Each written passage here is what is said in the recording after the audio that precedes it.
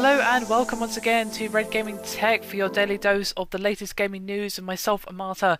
Today is of course still the 5th of October and this time I'm bringing you something a little bit different from Square Enix, as there has been some comments from the president Yosuke Matsuda, who has detailed the company's business model changes in a recent interview, stating that the company must reform with urgency.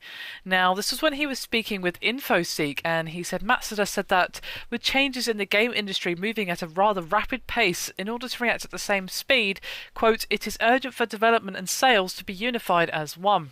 And he continued by saying, quote, "The business model is at a turning point. Up until now, the profit of home console games have been decided by price times the number sold. Development and sales were divided, and the game developers only need to concentrate on their work. That's where the strengths of our company laid within. At the very beginning, the game business started out with, how can we get people to insert coins? Afterwards, consoles became popular, and our company grew as the game design and billing methods were divided. Presently, online games are prosperous, which again has the theme of how can we charge the people, as developers and sales have become inseparable, and the devices they can be played on has spread vastly. It's truly a paradigm shift. Past gaming generations took place roughly 3 to 5 years. Nowadays, release titles are updated every day, and it only takes about 3 months for a situation to completely change. In order to react with speed, it is urgent for development and sales to be unified as one.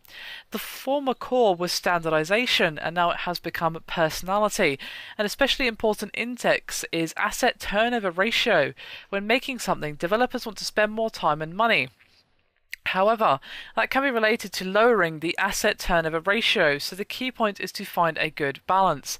In fact, one of the factors of the final deficit is the delay from the development to release.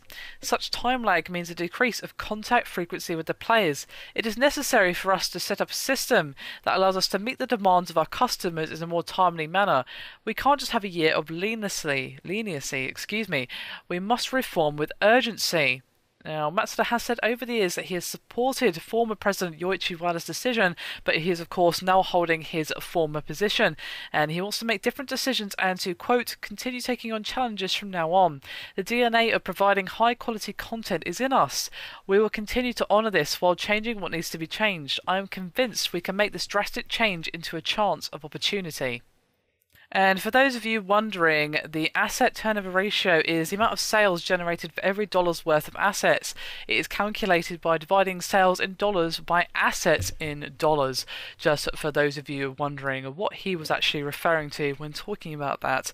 So there was a few key things that he discussed there, but one of them was the frequency of releases.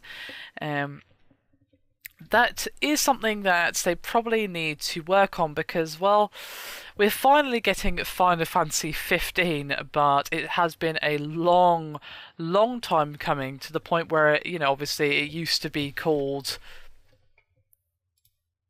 Final Fantasy Versus 13, and of course was going to be a PS3 exclusive for the longest time. Now, of course, is going to be a PS3, PS4, and Xbox One title in the next generation, and that has been many years in coming, with the title seemingly up in the air, and it actually had a direct knock-on effect with Kingdom Hearts 3, as Tetsuya Nomura was quoted several times in saying that he wanted the team who were working on Versus to work in Kingdom Hearts 3. So essentially, until we had Versus 13 in our hands, or at least it was finished development, we would not be seeing Kingdom Hearts 3. Now, obviously, that has changed with Kingdom Hearts 3 being finally officially announced this year, which of course made many fans shout in jubilation.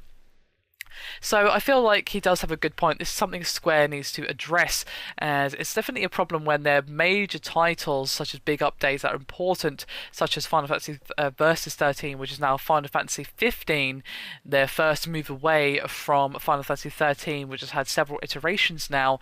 It's not really good that it's taken this long to have an official announcement, and it's gone through such a turbulent time, and fans have literally had nothing to chew on if they weren't a fan of the Final Fantasy 13 universe, which isn't the most popular Final Fantasy universe ever. 13-2 was better than 13, and of course we've got Lightning Returns coming up as well, which looks to be interesting. But if you have no interest in those characters, it has been a long, dry spell indeed. So I feel he definitely has some good points. What do you feel about what he was saying? Do you agree? Do you feel like there's anything else that Square needs to address in these upcoming changes that they wish to make? As always, I would love to hear from you. Anyway, that is me done for this video. I hope you've enjoyed it. Thank you very much for watching, and I'll see you next time.